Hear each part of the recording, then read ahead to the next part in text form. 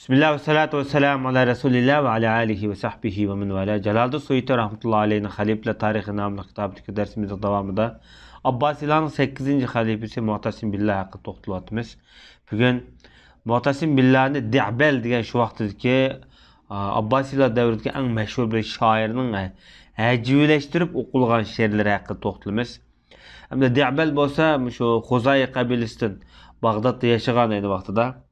Özü aynı vaqtdagi natiq adiblardan bo'ladi. Lekin bular Ali ibn Abu Talib bo'lgan bu kishiningki moyilligi Abbasilar xalifasini ayblaydigan, hajvilashtiradigan she'rlarni to'qishga majbur qilgan. Hamda Ibn Yunus deydi, Di'bel Mu'tasim Billahni hajv qilgan deydi. Hamda hajv qilish bilan birga o'ziga shu hajv qilishni shu besim qilib, masalan, majbur qilyapti-da bu odam. Cho'qimda bir hajv qilibman degandek hamda. Biroq hamda keyin qo'rqib, ensirab o'zining hayotidan xavf yetishidan ensirab qochib ketibdi-da. Misrga kelib shu orliqda, Misrdan Marokash, Tunis hozirgi bu yerga ketibdi. Ham shu paytlarda Mu'tasim Billahni Di'bel qaysi beyt she'r najmi bilan najv qilgan deganda tuvandiki. Buni da mundaq deyilgan. Bani Abbas podshohlari kitobda 7dir. 8-saqida bizga hech qanday bir ma'lumot yorliq kitob kelmagan debdi. 8-si Mu'tasim Billah, ya'ni buni ko'zgilmayotdi, sanoqqa kirmayotdi-da. Abbasilar podshohlarininki soniga buni ekirmedi, ya'ni ko'zgilmayotdi bu yerda. Xuddi Ashabul Kahf, Kahfda bular 7 edi. Bular shu ko'mgan vaqtida 8-si edi deydi. Ya'ni Ashabul Kahf Iordaniyada var. Bularniki qissasi Qur'oni Karimda zikr qilingan. Usur Kahfda. Bularning 7 odam bo'lib 8-si edi deb sifatlangan. Bular shu vaqtdagi avliyo solih odamlar.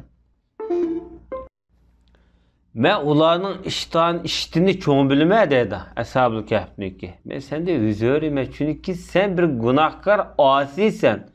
Ama o iştinin hiç qanday bir günahı yok. Xalqning puhroning ishlari qo'ldan ketdi, qalayimqon bo'lib ketdi. Vasip ve eşnas qatorliq amirlar ularga qo'mondan bo'lib siyoset yurgizish bilan birga qalayimqonchilik qoplab ketdi, ma'lumot anglab ketdi xalqning ishi dedi.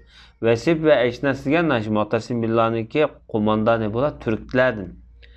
Ayni vaqtdagi shu Farg'ona, Qashqar turklardan bo'ldi. Bular shu vaqtida Mu'tasim Billah'niki xildonliq askariy qo'mondoni bo'lgan. Biroq Bag'dodliklar bularniki ko'p zulmiga uchragan. Shuni ayblayapti-da bu ishda. Balki bu yerda bir millatchilik ideyasimi bor ayni vaqtida.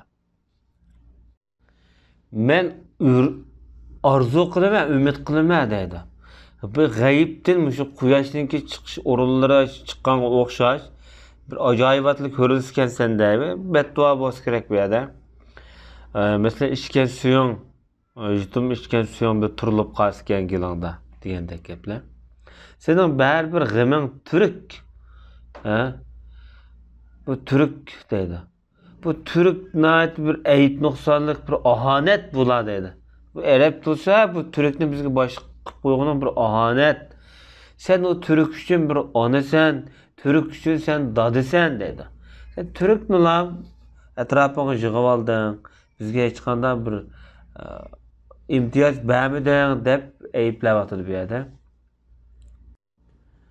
Bu adam Hijriya 218-yili Rajab oyida Ma'mundan keyin, Oks Ma'mundan keyin xalifalik bayat berilgan. Dastlabda bu odam ham shu Ma'mun Oksniki yo'lini tutib mangan hamda. Ma'mun qaysi siyosatni bajargan bo'lsa, shu siyosatni bajargan. Hatto e'tiqodiy jihatdan shu siyosatni davom etgan. Masalan, Qur'onni maxluq deb kishilarni ezadigan, azoblaydigan, jazolaydigan turni qo'llangan. Hatto butun shahar qishloqlarga shu buyruqni tushirgan, ya'ni Qur'on maxluq degan e'tiqodni tushirganda, buyurganda. Hatto shu maktablarda, madrasalarda dars o'qitadigan muallimlarni kichik bolalarga shu e'tiqodni o'qitsa deb bu odam buyruq tushirgan. Kishilar bundan nihoyat zo'r qiyinchilikqa uchirgan. Dishvochilikni tatqanda atrofda shu masala to'g'riliq hamda mushu e'tiqod asosida nurg'un ulamolarni bu odam qatl qilib o'ltirgan. Hatto Imom Ahmadni urgan. Mana mushu 220-yili Imom Ahmadni urgan paytlar shu. Yani xalifa bo'lib 2 yildan keyin bo'lgan avval. Hamda Surra shahrini bino qilish haqida.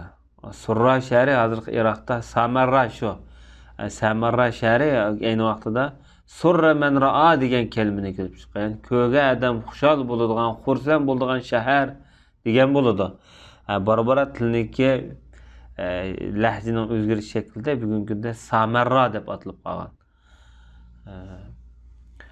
Shu vaqtning o'zida, ya'ni 220-yili Mu'tasim bilan Bag'doddan yo'tkilib Surra man ra'ani, ya'ni Samarra shahrini bino qilgan. Bunda bo'lishining sababi bu turklarga bak ahamiyat bergan. Chunki bu o'ziga turk cho'rlarni, turk qullarni ko'paytgan atrofda.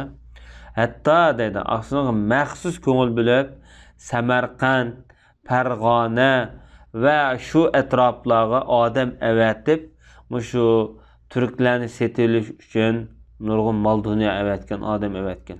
Mesela Farg'onaning atroflari degan gap shu Qashqar. Ayni vaqtida Qashqar Farg'ona chegarasi bo'ladi. Hozirgi chegara emas-ku endi. Farg'ona vodiysi degan bek cho'ng vodiy, u Farg'ona vodiysining hozir bir qismi Qirg'izistonda, bir qismi Tojikistonda, bir qismi O'zbekistonda. Farg'ona vodiysi necha bo'linib ketdi. Farg'ona vodiysidan o'tgandan keyin shu tog'dan tog'dan o'tsalam Qashqarning zemini hozir mesela Atishninki qo'lilikda o zeminlar, lekin ayni vaqtida u Qashqar degan nom bilan mashhur o vaqtlar. Chunki jo'grafiyalik nuqtadan u paytlarda bunda iqlim ara muomala qilindi. Hozirgidek chegara shaklida emas, iqlim ara muomala qilindi. Bu turk qullarni setilish uchun nurg'un mol dunyo xarjlagan. Ularga eng qimmatbaho ipak, hatto oltin kamarlarni bağlatılgan. Sarxil, esil holatda tutish uchun. Bu turklar da o'zining otlarini shu Bag'dodda haydab yurishadi deydi. Hayvat. Shu sababdan Bag'dodliklarga bular azob beradi. Turklar. Chunki hamda turklarniki azaldan shu jangovarligi, jangdagi mohirligi, hamda bu askariy odamlar bo'lgandan keyin o'zining jang qilish quvvati bilan mohir. Hamda Mu'tasim Billahning setilishi o'zini qo'g'dash, davlatniki o'g'lini qo'g'dash maqsad qilingan bu jihatda.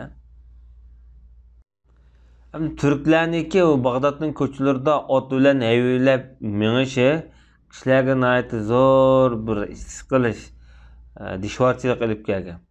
Shundan Bag'dodliklar Mu'tasim Billahniki qishig'i yig'ilib to'planib debdi-da ular. Agar bu askarlaringni elib chiqetmisan shahardan, biz sen bilan urush qilamiz deb qistigan bo'lar. Demak bu Bag'dod ayni vaqtida bak cho'ng shahar, o'ylanma shahar hamda shu jumloq. Jumloq bo'lgan bilan shahar, ya'ni 4-5 shaharga aylanganda. Degandan keyin unda vaqtda men bilan qandoq urush qilishlar deb bu odam so'rabdi-da. Degandan keyin bular javob berib, saharning o'quvlan degan. Bular degan nima degan vaqtida hamda shu shaharlarda, kechalarda tahajjud o'qiydigan zohidlar, obidlar, avliyo solihlarniki duosi bilan sen beddua qilamiz deb qo'rqatmoqchi. Shuning bilan Mu'tasim Billah debdi, unda bo'lsa meni kuchim yetmaydi bunda urushqa. Deb mana mushu bo'lgan mushadagi suhbat, mushu parang Samarra shahrining bino bo'lishiniki sababi bo'lib qolgan.